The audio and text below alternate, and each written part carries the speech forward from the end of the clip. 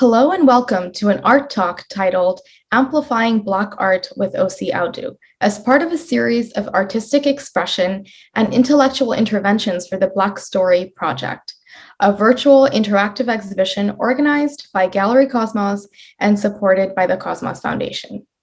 I am Nahar Khan, and I thank you for joining us. To amplify Black art, Black culture, and Black voices, we are honoring and celebrating visual artist Osi Audu, whose works have contributed to creativity and innovation. Mr. Audu is a fascinating visual artist who uses geometric abstraction to explore his interest in the nature of human consciousness, investigating the tangible and intangible aspects of the self. His self-portraits, which are portraits of the self rather than literal portraits of the artist, investigate issues of identity rooted in his cultural experiences growing up in Nigeria, as well as broader metaphysical, scientific, and social concepts of the self. Mr. Audu's work has been shown in numerous international exhibitions, including the Gwangju Biennale in South Korea, Venice Biennale in Italy, Africa at the Tobu Museum in Tokyo, and Museum of the Mind at the British Museum in London.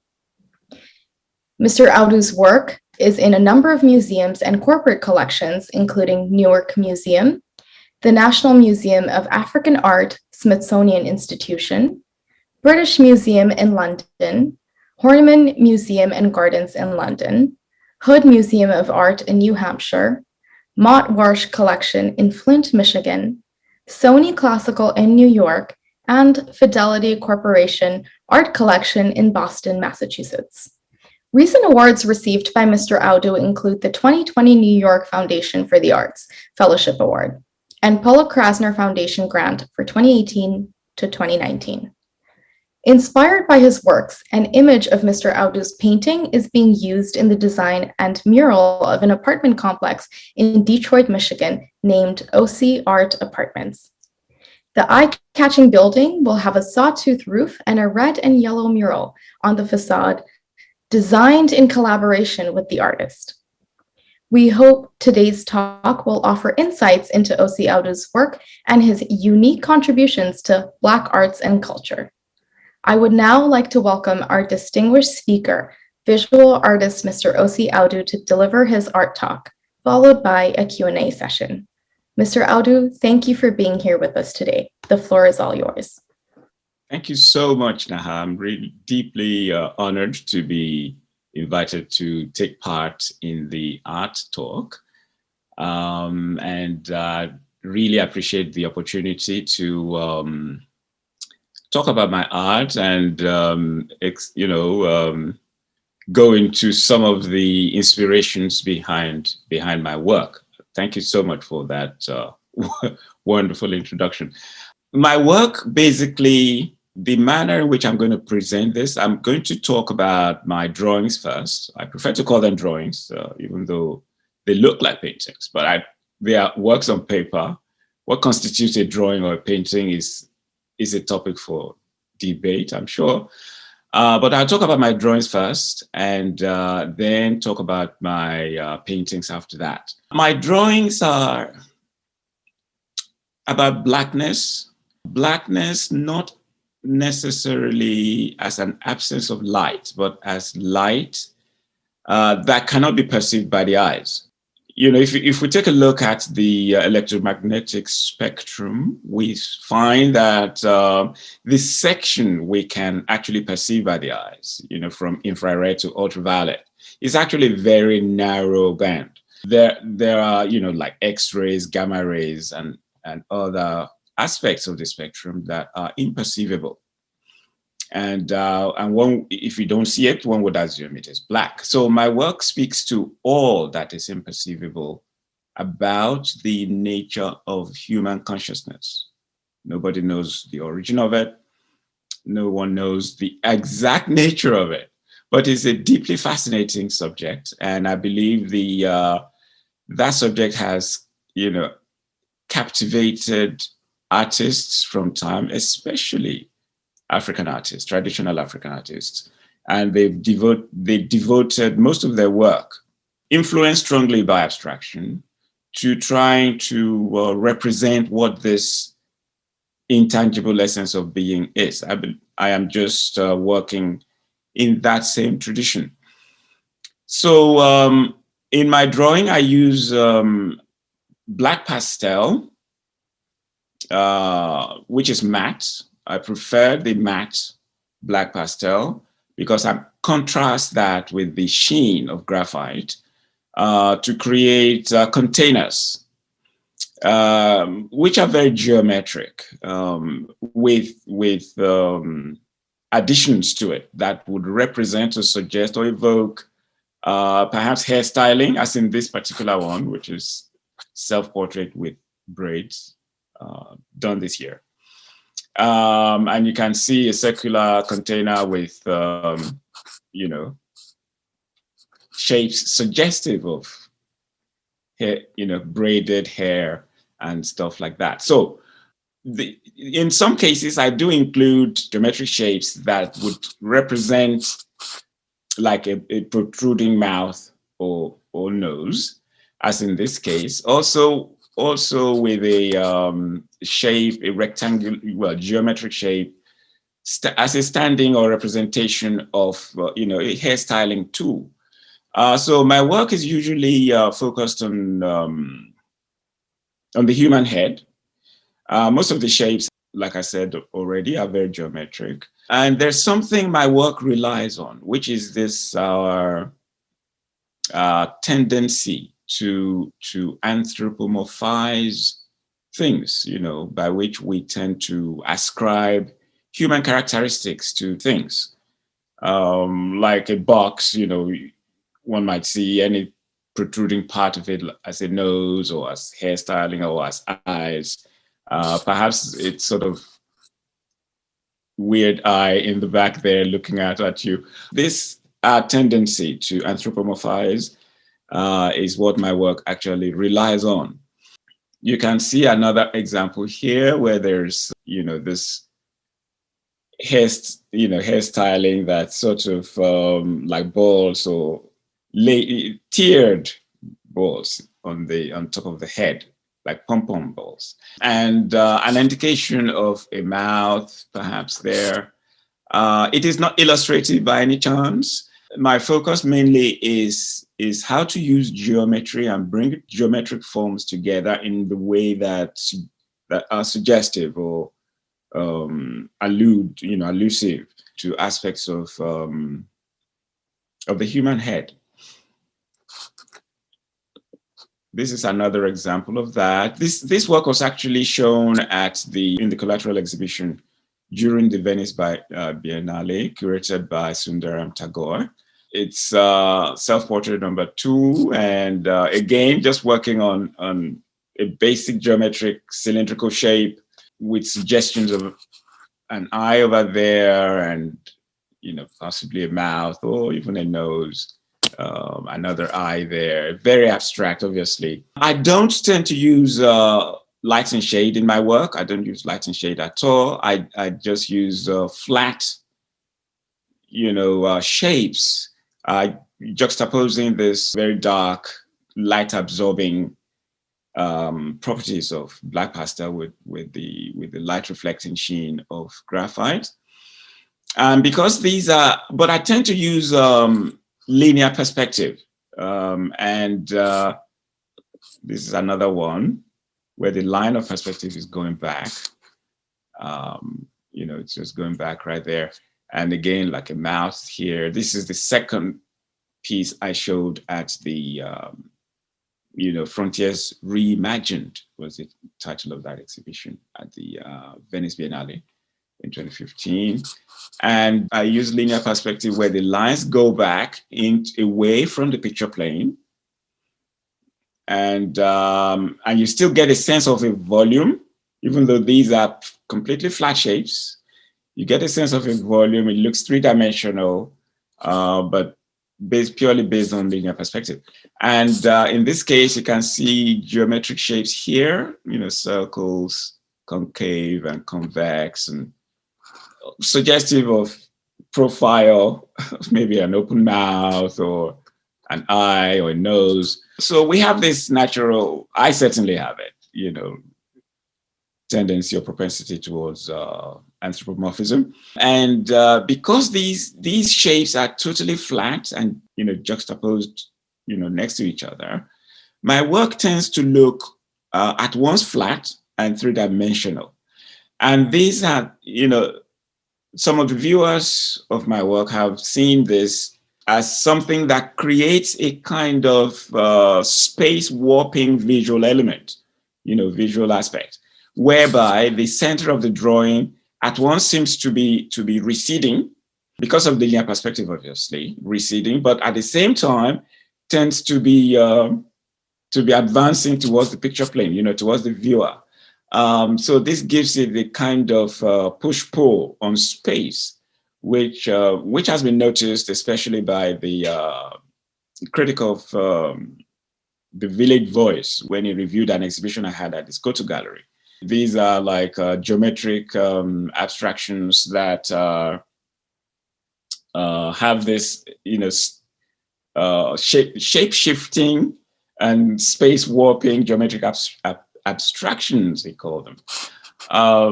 But I use these thin lines to define not just the parameters of the form, but to add a sort of dimension to the space inside. Otherwise, it would be completely flat and nothing would be perceivable. This is another example. I'd shown this at an exhibition I curated, titled Abstract Minded, works by 6 contemporary African artists, where I'd shown the works of myself, Nina Kore, Odili Donald Odita. I showed Elias Sime there too, and Nitegeka. Yeah, I think the 6 of them. You would see how there's a parting of hair. It represents it. Obviously, there's no hair there. At the top there with a line just showing through there. Again, a nose, perhaps a mouth. So basically, this is a head. It was inspired by a traditional African mask, which is known as the Ogoni head. I will show you some examples of some of these masks at some point in this talk. This is a general, I conceive of the head as a rectangular box sometimes, as a container of dreams, aspirations, fears even, but more importantly, the container of this intangible essence of self. In this case, the slit is supposed to represent the eyes that let in light into the head. And this represents the mouth.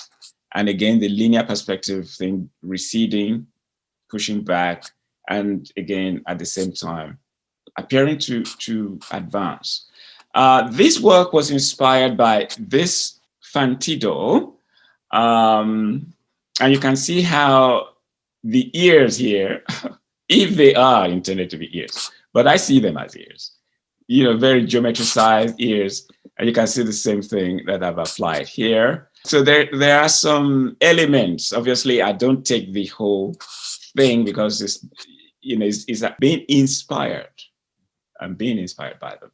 But there's a geometricity here too, which is something you can see in this work. So it's titled Self-Portrait After Fanti Doll. And I do occasionally, site-specific wall drawings too. And in this case, it was being drawn at the Arts Westchester building in White Plains, New York. And it's an ongoing piece, obviously. So it's a cylindrical head with hair, signs of hairstyling coming up there. Now, this work is self-portrait with Egungun head dress.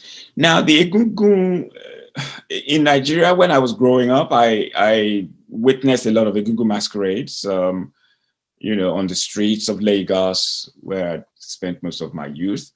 What used to happen is that at dawn, you see, each family has a an Egungun tradition. Egungun basically means the spirit of the ancestor, in each family. They would wear a costume which covers off completely whoever is wearing it. And there's a headdress there, which is more like a complete mask, a headdress like that, which is at the top of a fully costumed performer. Now, the interesting thing about this headdress is that it has the hairstyling is always done in this manner, where there's some plaiting, and then the hair itself is plaited in such a way that it is draped, or it leans towards, the extension is leans towards the left, always the left, not the right. I don't know exactly why, but that's the symbol by which the particular Egungun of that family, would be recognized. This is the inspiration for this work. Obviously, my work is creating either a container or a frame for this intangible essence of self. That's why they are titled self-portrait, as has already been explained at the start. And you can see I'm interested in the geometric possibilities within these kinds of images. How I can see a circle and, a curving arch there. And I'm just deeply moved by that kind of, geometric quality, as in, that it inspires me to think about. This is a self-portrait Benin head. Some of these works are obviously in collections now. This one is in a collection in DC.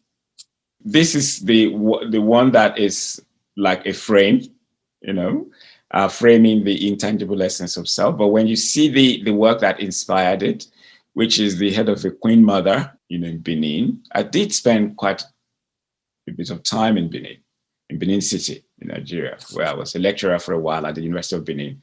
And so this is usually the mother, Idia, is represented like this, and you can see the pointy sort of arched style hairstyling. Again, not a copy, but this is the geometry that came out of me when I saw that. I thought, yeah, that was really very interesting. Here, this is self-portrait after the a Shango staff. Shango is the god of thunder, in Nigeria, in Yoruba. And the staff of Shango, like the movie here in the West, Thor, mighty Thor, has a hammer that it throws. Shango is more or less an archetype of that same power of nature, power of thunder. And the staff is like that. It usually has an axe at the top, and with a head there, yeah. And it's a sort of inverted triangular type of thing, trapezoidal thingy going on there. So you can see that triangular thing there, and the bottom part, which is like the chin. Imagine this is the profile of the face, and the chin, and then which also stands like a kind of hairstyling that bunches up at the back. So this is self-portrait, after head of the Shango staff, which is like that. Now this one combines a spiral, the geometric qualities of a spiral, and a rectangle, slightly triangularized in the front. Using all these geometric terms because basically those are the amateur, if you like, this skeletal foundation of my compositional style. It was inspired by this piece. Now in Igbo, which is also a tribe in Nigeria, the Ikenga refers to an inner spirit of strength. What tends to happen is that most especially in traditional times, but still do, some people still do that now. They would have a figurine of this nature, which represents their inner self, the spirit of self. I mean, it's too easy to just refer to it as consciousness, but the spirit of self is that spiritual consciousness of self. So they would have this, which represents it, and have it in the corner of the room. And in the morning, they would say prayers to it. I think that's the best way to put it. Say prayers to it to inspire them so that they can achieve what they set out to achieve that day. So it's called the Ikenga. Ikenga is a spirit of personal strength. And the spiral there, which is not unlike a horn, because horns, if you imagine animals have horns, and their horns are supposed to indicate their strength. And if the horns are more elaborate, it implies they are even more powerful. You can see how I have stylized that in the spiral here. So this is self-portrait after, Ikenga, which is the second one. So it's number 2 there. This is self-portrait Igbo head. This is also, because I look at tribes in Nigeria, I look at the Yoruba, the Igbo, the Benin. These are tribes that are generally in the south of Nigeria, where I spent most of my youth. I was born in the Igbo speaking area. I lived in Yoruba speaking, worked in the Benin. This is, I don't have the image that inspired this in this set of slides, unfortunately, but it was inspired by a headdress too. This is self-portrait after the Dogon bird mask. This working with the composition, with the rectangular box and then the protruding beak or bill of a bird.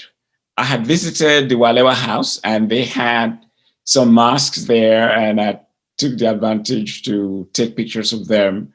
And this is one such, mask they had, and it inspired the creation of this work right here. This is self-portrait Yoruba head with Aso Olode. Aso Olode is that hairstyling that is usually to the moved to the left, like that. When I was having a show here in Woodstock, in New York, at the Planet James Gallery, part of the Woodstock Birdcliff Guild, I in that show I had traditional artifacts like this, alongside my own actual contemporary work. This way, it's like my work is like a formal and conceptual dialogue between the historic and the contemporary, because I'm looking at geometric abstract shapes that can relate with people today, and looking at the concepts of self that those traditional artifacts expressed or represented, and then my own understanding of the nature of being and consciousness today. So my work in that sense, is a dialogue between the historic and the contemporary.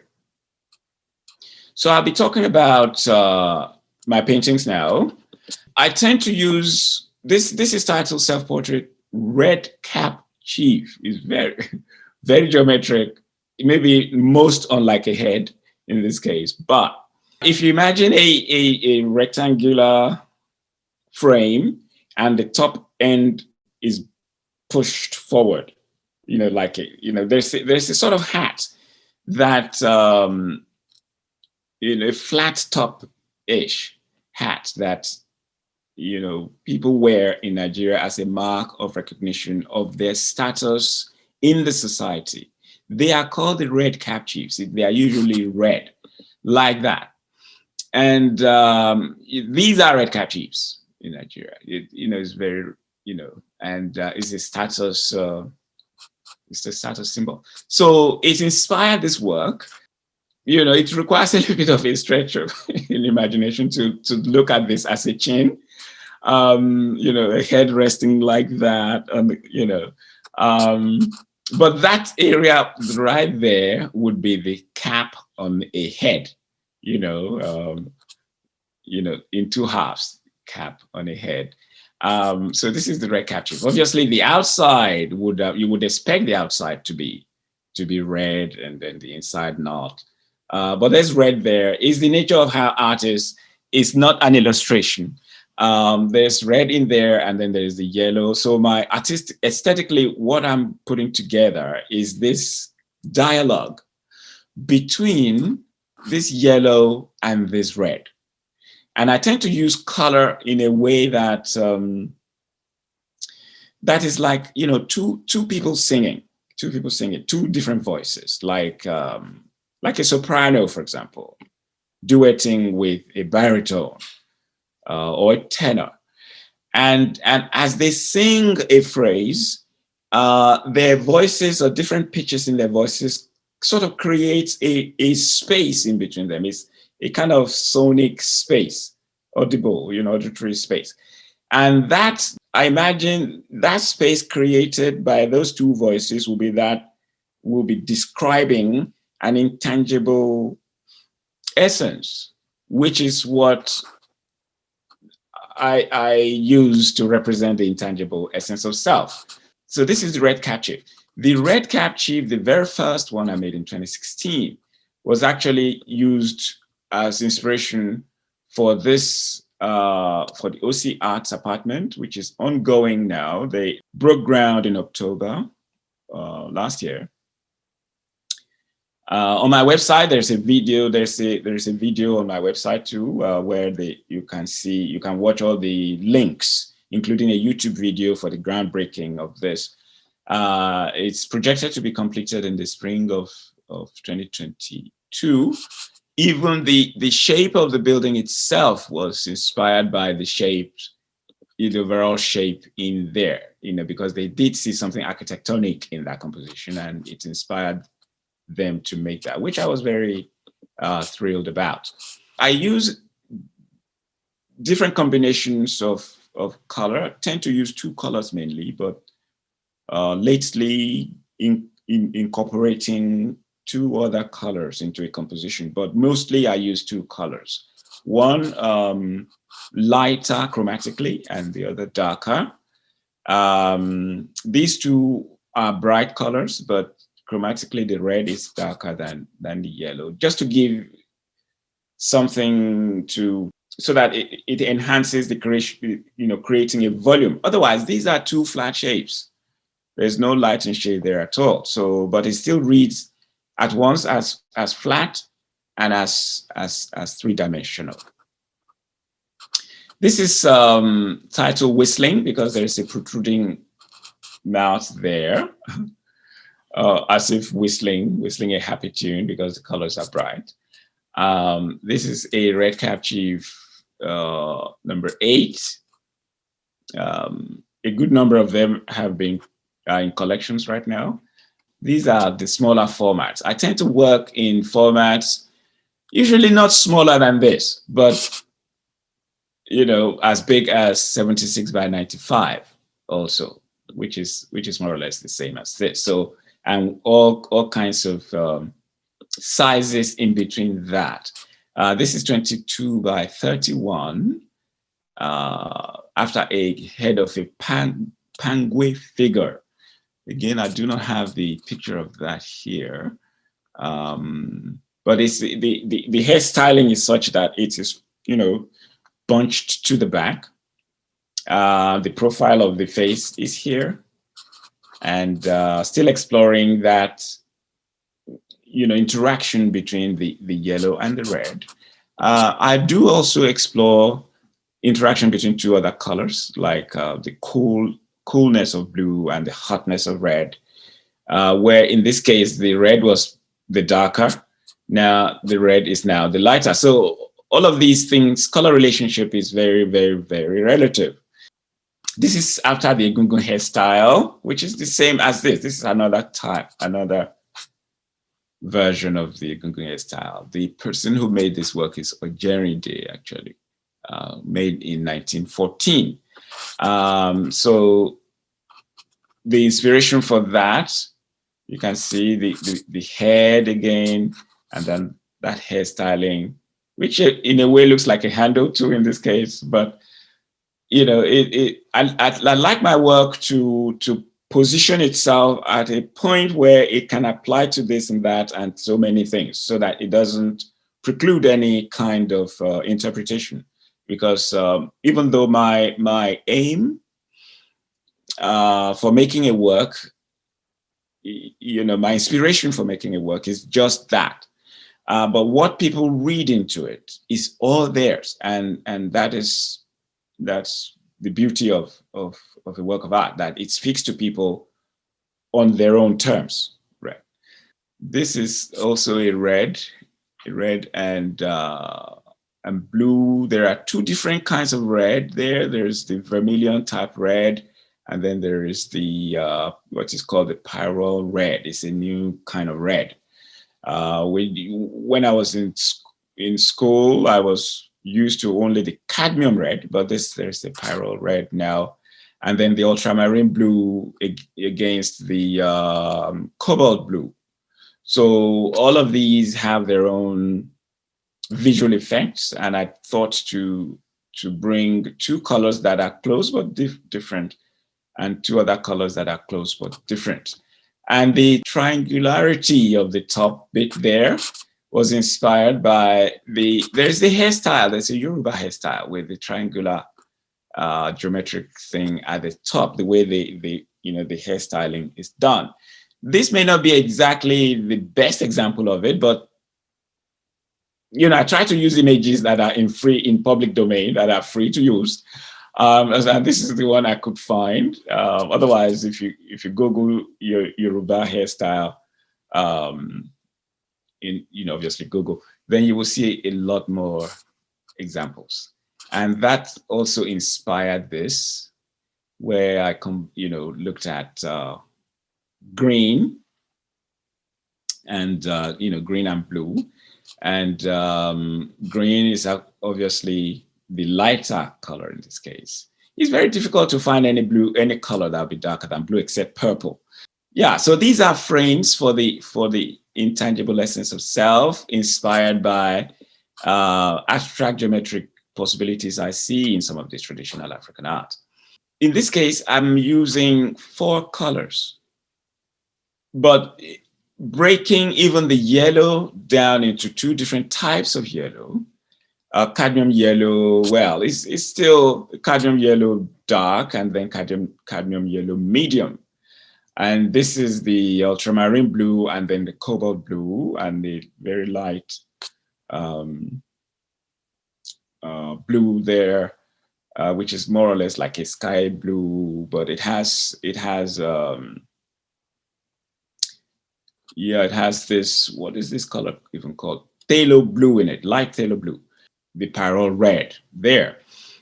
Now, this is titled Happy Dance. Happy Dance is something when the pandemic kicked in, and there was so much doom and gloom that it wrought and brought with it, and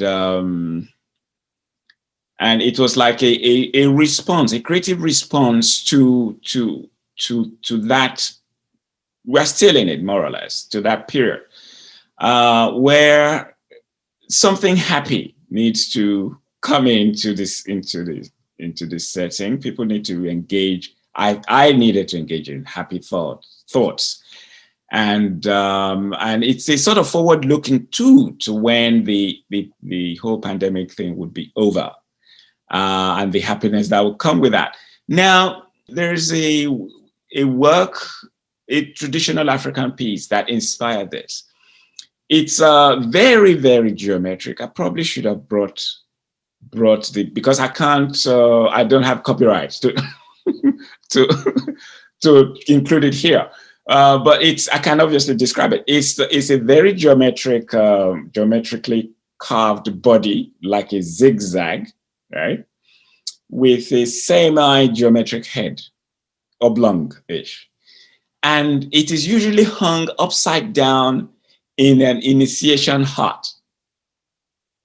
Okay? And I think it's in Congo, right? And with a proverb that goes with it, saying, the bat hangs its head upside down because of the bad word it had been told by the sun. So I thought, okay, so what can I do with this image? I was really fascinated by the geometry of it. And how can I use this to tell a happier story? Then I realized that, okay, so if something, why would they have the head upside down? So maybe I should turn the head right side up, because if there was something bad that happened in a town or country, or the flag of that place would usually either be flown half-mast or actually turned upside down. So which indicates something dreadful, had happened. But if you turn it right side up, it implies the opposite. So I decided to turn it right side up and use it to illustrate, happiness, because obviously the opposite would be true. If downward is bad, then upright is good. And did it in such a way that the yellow in the center is like the ray of the sun, the bright ray of the sun, catching the sun. There's everything happy about standing and gazing at the sunrise, and then put a zigzag formation there as if, really digging, really dancing to a piece of music, even if an inner music. So that happy dance was born. I did a number of them. And this is the second one. There are indications, protrusions there that could represent the backside. Obviously, a geometric frame for the body, and chin protruding piece here could represent the nose. There's a way, the way I see it anyhow, there's a way you can stagger a form, if you imagine that like that, and staggered in a way that one top half pushes forward and the other pushes back.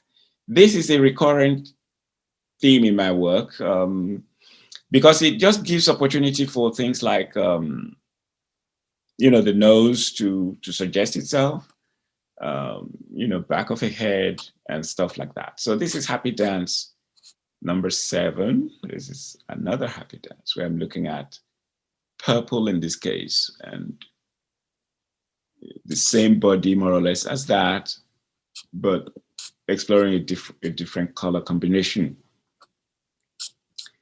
And this too. So the staggering in this case is sideways rather than backwards to forward. And this is the painting behind me right there. This is called The Lover, because I was looking at what could color symbolism, looking into color symbolism too. Red, feeling red, red is the symbol for love, and and the way the head is just totally gazing, submitting to all the feeling that it's experiencing, maybe the backside here. I just tweak geometric shapes a bit and add something that could reference a part of the body or a part of the face. Now, this is looking at the Masked Head series. The Masked Head series is totally new. I'm going to be having a show of just the Masked Head in Chelsea in the middle of the year. The Scoto Gallery wants me to show just this new work.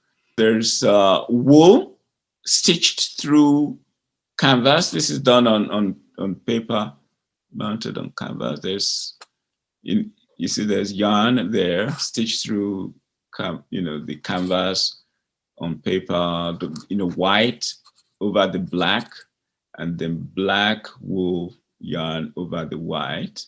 This is looking at the prevalent mask wearing right now worldwide as a sort of preventative to catching the contracting the virus.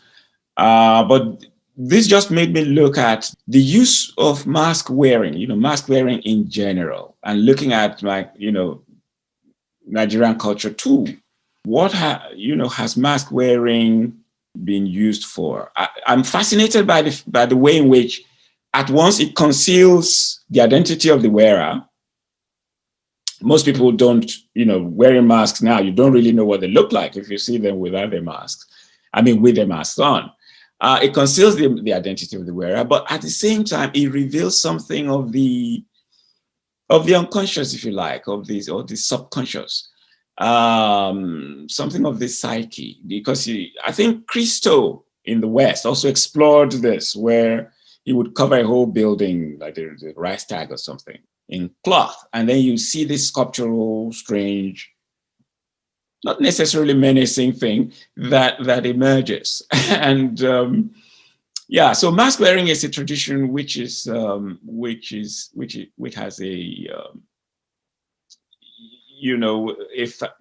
a deeply fascinating place in Nigerian culture. And so I thought, okay, I would explore that with this style. Incidentally, I had done one like this back in, when was it? 2002, which was actually titled Egungun Masquerade, Egungun, right? And so that recently went into a private collection. And so the UNESCO Gallery asked me to do one. Now, this is an Egungun. You can see in this case, even they used, in particular, they don't always use a black and white, woven type of yarn thing. It's like a gauze, you see through it. I chose this particularly because he'd used the same black and white pattern in the front, in the faces too, and made Egungun in their colorful attire by Abori Shade Adetono. The way they did it in the source I got it from, they combined both first name and last name together, but it's actually the first and last name there, Abori Shade Adetono. So I don't want to separate it because I want to keep with what the way I found it. So this is another one. This is slightly smaller, 22 by 31. And the glow there, obviously, I just see, I see the color here as light, so it glows. Adds a sense of mystery to the whole thing. This is another one. It's 24 by 24. This is actually on show now in Hudson at the Light Forms Art Gallery. And this is another one. So masked head number 4, 54 by 54. The next work I'm going to be talking about, which is more or less towards the close of my presentation, is the Night is Bright with Stars. Now, the Night is Bright with Stars, I've always been fascinated by dots of, white dots in a black background. When I was studying at the University of Ife, I used to, at night when I left my studio, I used to look at the sky a lot because it was very dark. I was just so fascinated by the sky and the stars at night, very dark, obviously in Nigeria, you see this, the night is very bright there. And at the same time, I was also fascinated by, there's a lot of fireflies. Glowing, flying all over the place. And when my sister used to tell us all these stories at night after dinner and sat on a mat or something. And there was just so many fireflies. These are some of the things I remember most from my youth growing up in Nigeria. Since I became very much interested in the nature of human consciousness, I was looking at, actually, I was invited to be part of a show in London called Head On. Now, in that show, 8 of us were invited to look at what goes on inside the head, because obviously they know that the curator, knew that my work focuses on the head, so invited me to be part of it. And we were each paired with a neurologist. And I was paired with Christopher Kennard at the University of London. And I was discussing, I was interested in perception at the time. And I was asking him, I am aware that there are neural consciousness, there are neural impulses in the brain that light up to indicate that a conscious experience is taking place.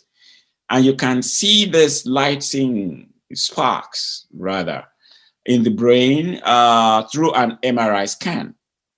And I asked him, okay, so what is it really that translates, this like Morse code, right? You're flashing torchlight. What is it in the brain or in the self that interprets these sparks into a conscious experience, like hearing, tasting, all of the seeing? And he said, well, that is the $64 million question. Nobody knows. But nonetheless, I saw the fact that these sparks are indicating a conscious experience is taking place. So I then appropriated that to make this design, which also I titled Self-Portrait. The Night is Bright with Stars, because these sparks are like stars at night in the brain. Of course, the brain is called the gray matter, gray matter. But if you, with a bit of a stretch in the imagination, then you could see a correlation between what's going on inside the brain and what is going on out there at night. There are two aspects to all of my work. The cultural aspect is that, or this, the cultural aspect is that the Night is Bright with Stars is about blackness. It's about the people who, against all odds, always strive and have strived or striven. I don't know exactly what the right term is now, but strive to actually achieve their best so that their particular light shines. And the Black race is full of so many people like that. In the quote unquote Black world, right? If you can see that as the night, it is bright with the light of all of these achievements by these people throughout history, through, from the dawn of time. So the Night is Bright with Stars is really a tribute to all of that, and which goes on and on. People, like I mentioned during the inaugural speech, people like, Barack Obama, Kamala Harris, and, the Williams sisters and their dad in particular. I remember a very interesting story about the Williams sisters and their dad, because when I obviously saw this on television, when the dad was preparing them to break through into tennis, as part of their training, he actually paid some people. He didn't tell them, he didn't tell the girls, paid some people to boo them whilst they were playing, to boo them, to talk them down, say the worst, nastiest things to them. And of course, they were so upset. And then he told them, look, they just had to find a way of dealing with it, because they would face that and perhaps even worse So when the first tournament in Wimbledon, what happened? They were booed. They were booed so bad. But it was just like water off the back of a duck for them, because they had been prepared. They had been prepared. So because of that, they forged a way they changed the perception of Black people and that sport. So my work is a tribute to people who don't allow any kind of anti-Black sentiments or narrative to, like I said, towards their goal, their aim, what they're capable of, and make them dull down their potential and not do something that they feel inclined to do. So this is The Night is Bright with Stars, the number one. There was another one I'd done much earlier too, which is also in a private collection here in New York. Basically, I'm working with the same geometry. All of these are very tiny geometric shapes.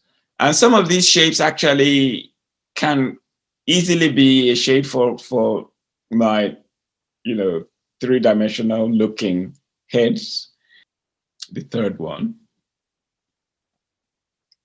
Yeah, so it's all randomly created, very randomly. The position of these are very randomly.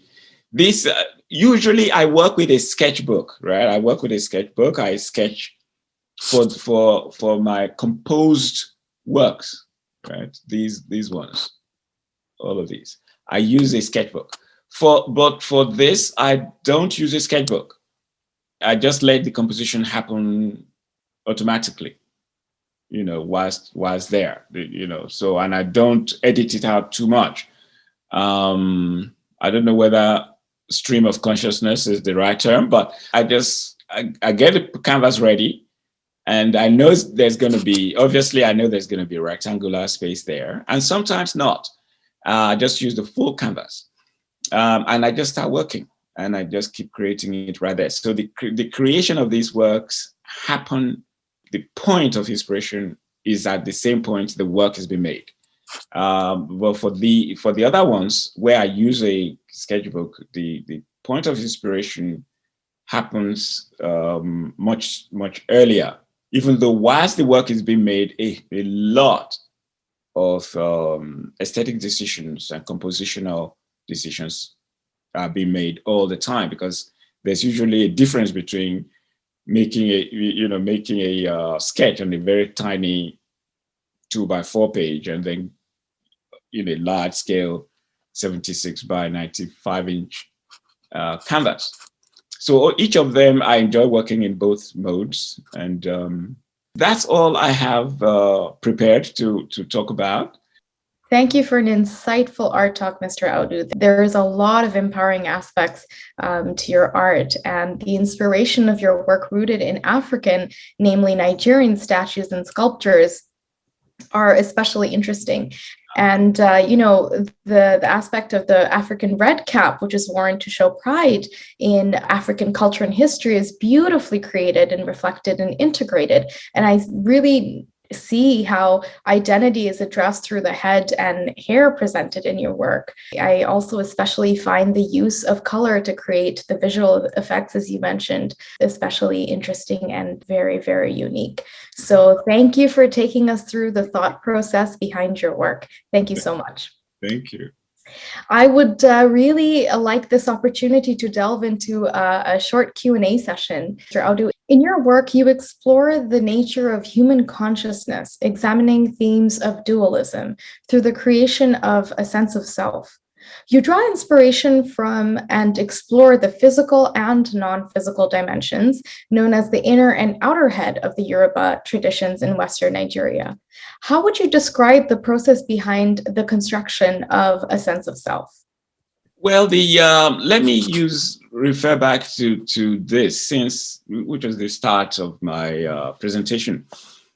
There is something curious about when I studied deeper into the nature of the self, the understanding of the nature of the self, the Yoruba understanding in particular, um, I found out that they said consciousness originated from a mystical place called eternity, or Lai Lai, basically. That it is it came about from an ontological tension between the forces of light and the forces of dark, okay, or darkness, if you like. That the forces of light, um, were sort of centrifugal, right, emanating light, and the forces of dark is centripetal, absorbing light. So in my work, the black pastel absorbs light, the graphite reflects it. So I'm using the graphite and the sheen, the qualities of sheen and matte, not just as form in themselves, but as meaning too. Because these are the two forces that come together to create what consciousness is. But in the sense of day to day, in the social political sense,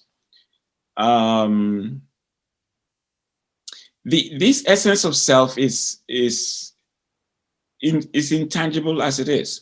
And the Yoruba referred to it as there are two heads here. There is the outer physical head, which is called Ori Ode. Okay, Ori Ode. Ode is like is at once the outside, as in one just going out, going for a visit, going out. Ode is the word that stands for both. But basically, in this context, it refers to the outer. Ori Inu is the inner head, which is the spiritual consciousness of self. Now, this inner head is imperceivable, obviously.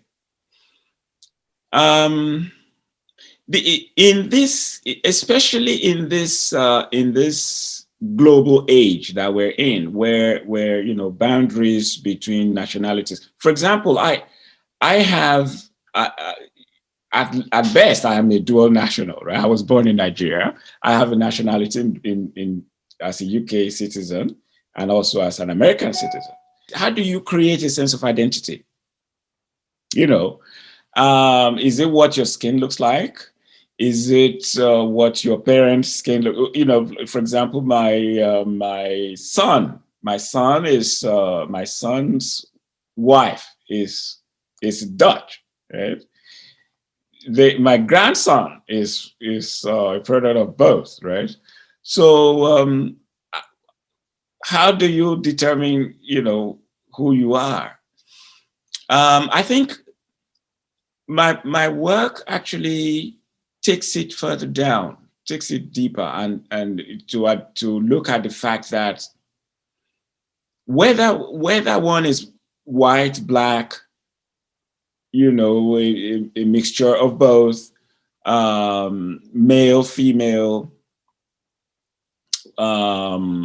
regardless of the physicality of the person, the essential self is purely invisible. And this is a common inheritance we all have as human beings, right? Our essential selves are invisible. We all have that as in common. Yeah. So creating a sense of self is obviously each person would have to make that determination themselves as, okay, who am I here? Who am I not there? But it is all about the inner head in the end. Yeah. So that's just what, how best I can respond to that. We all share this common inheritance, that the essential self is intangible. It has no color. It has nobody even knows what it is. But the only thing we know about it is our own direct experience of self-consciousness, of awareness. Yes. There exists an undercurrent of bias in the visual arts regarding who can or cannot with specific genres of visual art that has been known or believed to have emerged from within the Western traditions. You have previously spoken about your personal experience on this. Can you tell us about it, and how do you feel this bias impacts the visual arts community? Yeah, I mean, strangely speaking, strangely, right? Not strangely speaking, strangely, after the inaugural, when I did talk about my experience encountering a pushback uh, against me going into abstraction, I saw a posting on Etsy that the contemporary market, is finally taking on Black abstract art. Okay. That statement alone, right, underlines a bias that they are finally taking it on. Taking on the works of like people like Jack Whitton and people like that, who spent all of their lives working in the field of abstraction. But the truth is that abstract, you see, the right from the dawn of history, looking back to the early Renaissance period, looking at works of art by people like Giotto, the early Renaissance artists, there was a preoccupation with recording, from direct observation, recording that as truthfully as possible, recording what the eyes can see, based entirely on sense perception, recapturing that verisimilitude, all this. And that came to a peak at the height of the Renaissance period, with Leonardo da Vinci and so forth, the Mona Lisa, and of course Michelangelo, part of it. And it moved on and on. And that was a fascination. In fact, when they conceived of quote unquote heavenly bodies, angels and stuff like that, they all had perfect human bodies and wings and stuff like that added. But if we look a little bit nearer at modern art, looking at the Impressionists were also fascinated with breaking down the structure of the perceived, and using pointillism, looking at how light breaks down that structure and how they can put it back together using pointillist theories to record observation. So that has been the preoccupation of Western art. Not until, there was a sense in which Cézanne began to think abstractly when he propounded this idea that the nature is made of the square, the cylinder, and the cone. And then he started to paint his mountains with strong geometricization going on in there. But it wasn't until actually Picasso, who started with realism, drawing himself, his dad, and painted realism just like Van Gogh did, and went through his blue period and everything. But once he came across some sculpture pieces from Congo, and he saw the strongly geometricized stylizations of those forms. Because mind you, the African had always been engaged with this inner head, so to speak. They'd always been engaged with that. They'd always known that the inner and the outer don't follow the same biological rules of appearance. Okay, hence they cover the whole, like the masquerade, they cover the whole thing up. And yeah, they knew that the natures, they are two different natures. So abstraction had always been the easiest way to express those inner qualities, essential qualities of people who've passed on, died, who become ancestors. So it's always in the day-to-day common experience of people, the way they represent. In fact, it is the height of abstraction is this divination board that the Yoruba people have. The divination board is purely a circular board, and that circular board represents the world of both the individual and the cosmos at large. Yeah, so that is a height of abstraction, where someone's world could be represented by a single circle.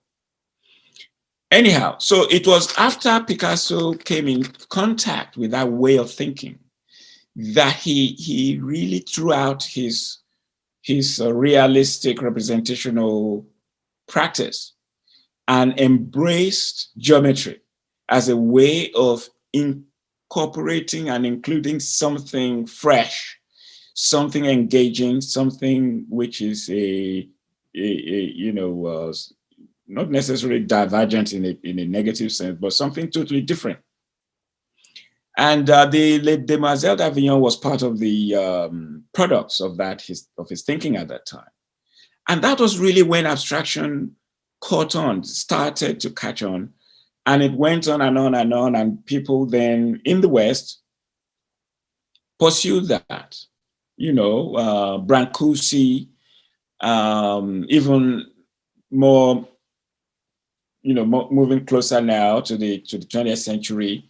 We have people like Jackson Pollock, who went totally abstract, did away completely with what he saw as a European kind of abstraction, geometry, figurative abstraction. It just went totally abstract. So abstraction actually came into Western thought through Africa, through interaction with African art. And there's a pure abstraction.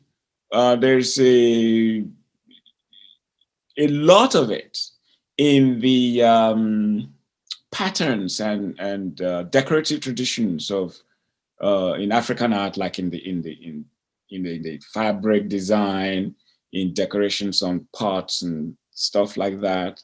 These geometric shapes were used.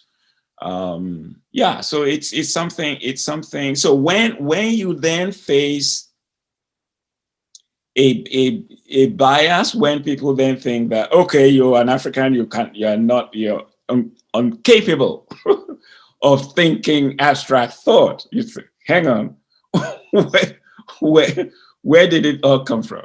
When I got here, and because I had faced that fence, if you like, initially when I got to London, and I had a show there, and there was this pushback against abstraction. In fact, when I did this show, curated this show titled Abstract Minded, what prompted me was that I saw that and it was very difficult to find a lot of African artists working in the mode, in abstract, in the mode of abstraction, purely that.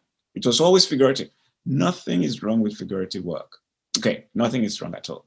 I was just very curious and just wondered whether it is that bias that pushed them off from embracing abstraction, which is natural and native to the way an African thinks about nature, about being, about the universe. So it's something that I found very, very, very curious. So I pushed against it because I was naturally interested in abstraction. And so when I found that there was a gallery, the Nnamdi Center, focused mainly on abstraction, I thought, yeah, that is rightly so, because abstraction, the home of abstraction is actually, Africa. That's where it came from. I mean, many traditional cultures like, the Inuits and Many traditional cultures tend to be abstract anyhow. I know that the cave paintings in Lascaux and all that, they stylized the human figure and made it more or less skeletal. But there was still more of a naturalism to it. But when you're looking at pure abstraction, forget it. It's the home of it is Africa, basically, as a continent. And then it came into Western thought through Picasso interacting, because Picasso is a pivotal artist, right, in the Western art history. So if he brought it in, then everybody sees it, and then everybody does their own version, and then we have what you have today. But at best, we are in there with them. Yeah, and it's not general information or knowledge that abstract has roots in Africa and in African art and in African thought. So that is very crucial to address in changing the trajectory of art history, I think. And so speaking of influence from one part of the world to another, as a Black artist with a very multicultural education in American, British, and Nigerian colleges and universities, how has your exposure to these cultures influenced your art? Okay. Yeah, before I just answer that question, let me just mention that when I did my show at the Woodstock, Berkeley Guild, kind of James, I made a catalog. I asked some of my friends who are curators of museums to write about my work in that catalog. One of them, Krista Clark, she was the curator of African art at the Newark Museum at the time. In fact, the title, because she had sent me a questionnaire and I'd responded and everything. So she titled her essay on my work, Osi Audu, Reclaiming Abstraction. And I thought, okay, well, she understands what I'm really trying to do. She just came up with that title and asked me my opinion about it. And I said, yeah, that fits perfectly, because that's what I'm trying to do. So this is the catalog, and it has some of the same images in there, and the title, let me see, Harold Silvers. Wow. Yeah. It's a passion for me. I mean, it's just not acceptable at all for a different culture to impose on another culture what they can or cannot do or be engaged in. It doesn't make any single sense.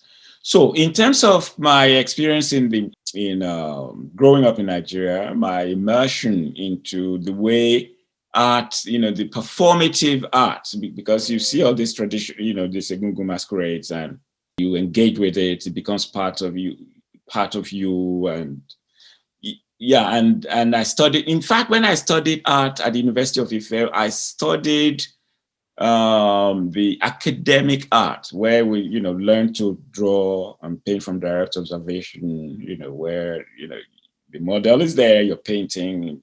Yeah, so my website shows early work on my website shows some of my realistic paintings from posed models. But my interest then changed to the, if you like, to the inner head rather than the outer head. But coming out in the West, and the influence really was more in the way artists took on the, being an artist, what they need to do, what, how they need to, what constitutes a studio practice, which places to show, and the opportunities to show. In fact, there are so many museums, and so many museums have an African art department. For example, when I was in London, the British Museum, some of the curators came to my studio, and so forth, and collections of my work went into the museum. In Nigeria, for example, I thought, which was one of the reasons why came to the West. In Nigeria, we just had the National Gallery, and my work was already in the National Gallery. And even though things have changed quite a bit, because now because we are living more in a global community now, it really does not matter too much where the artist is.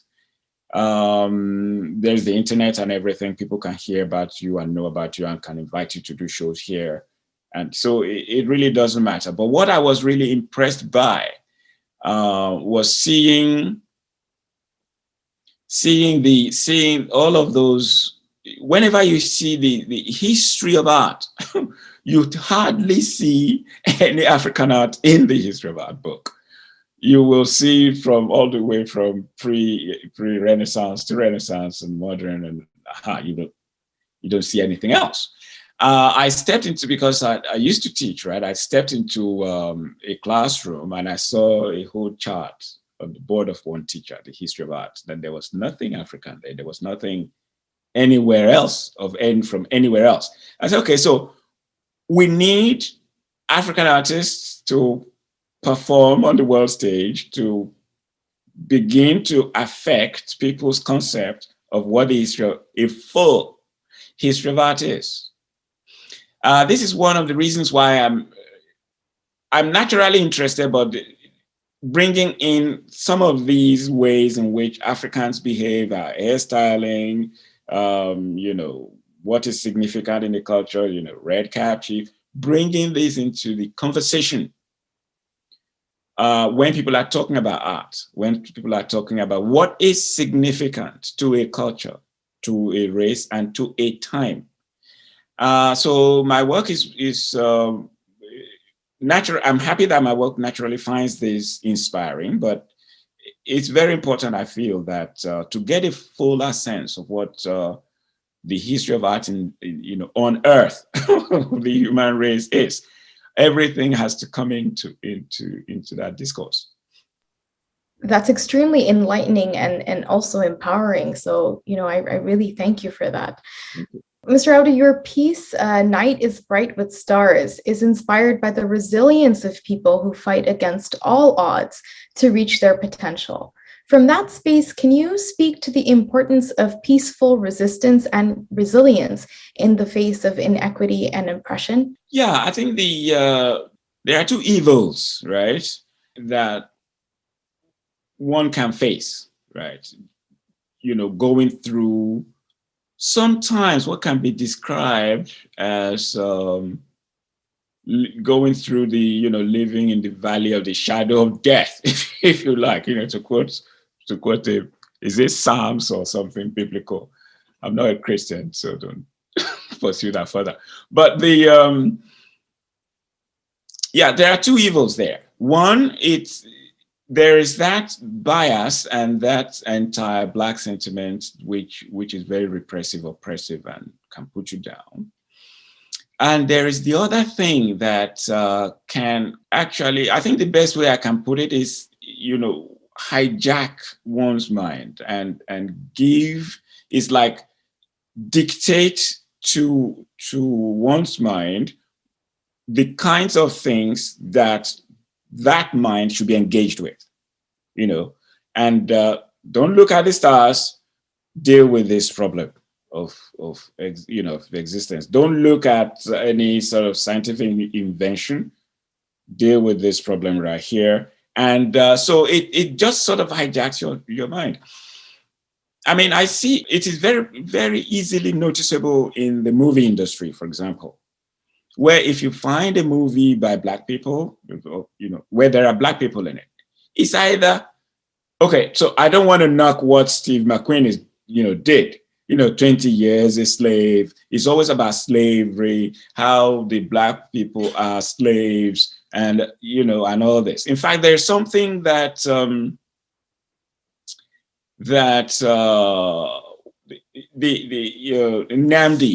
right, in Nnamdi Center for Contemporary Art, there's something he said when I went there during the opening of the show I curated.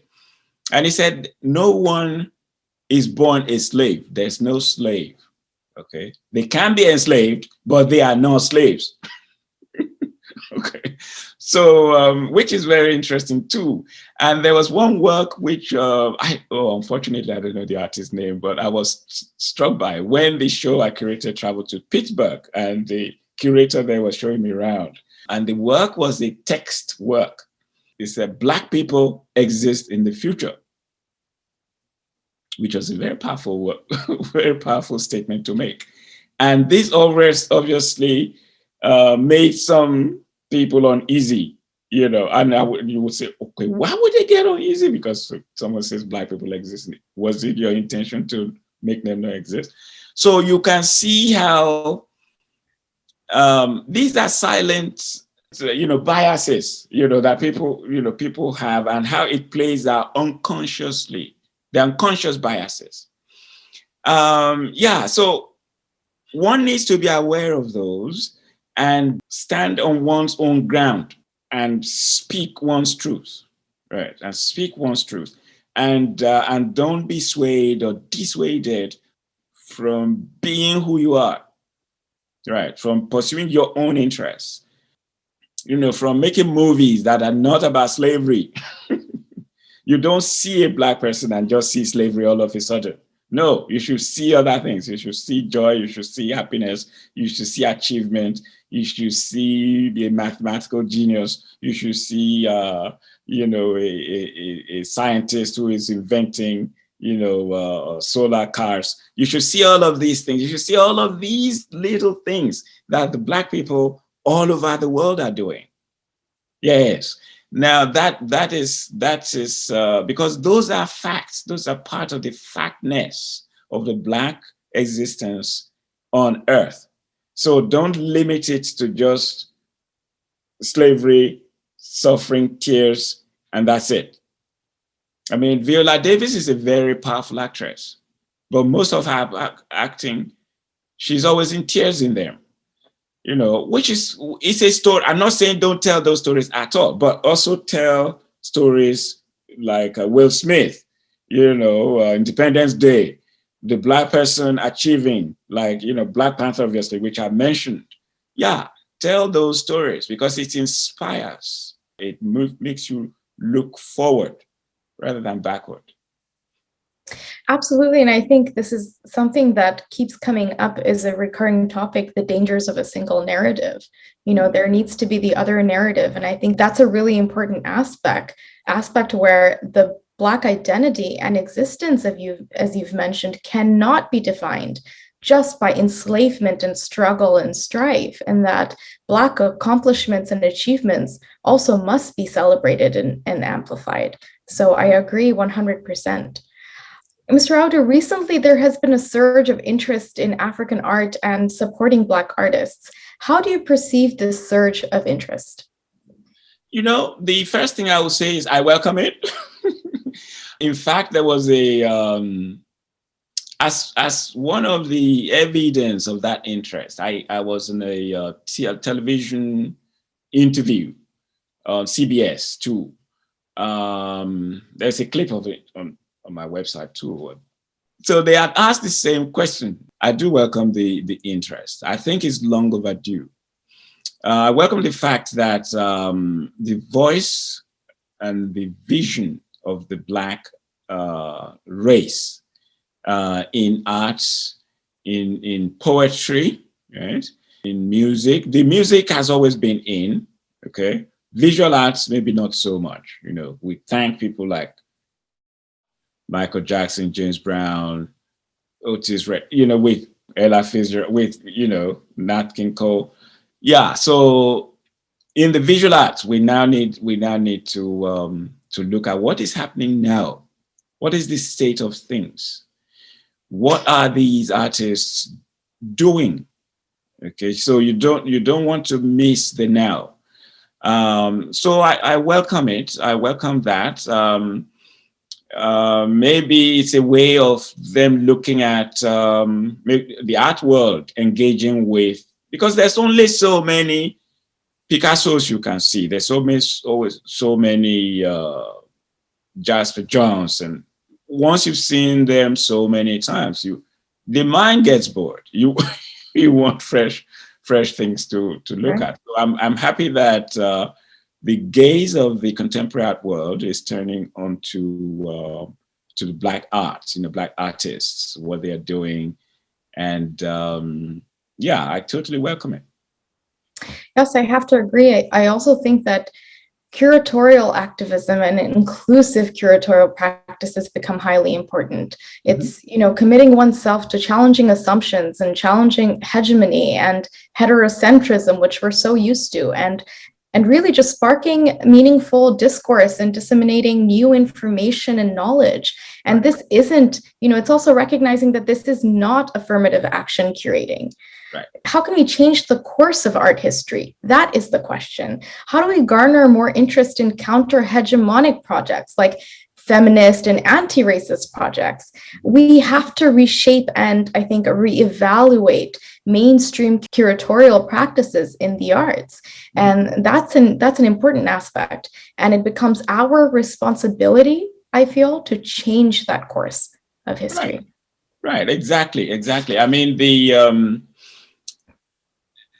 maintaining the status quo is not, and there's no question that is not going to work, because there's only so much. Like I said, there's only so much of the past you can look at when there are fresh things going on all the time. I mean, in the past, it used to be that the West was fascinated with traditional African art, and it was looted, it was collected one way or the other, and now they are waking up. The West is waking up to contemporary African art.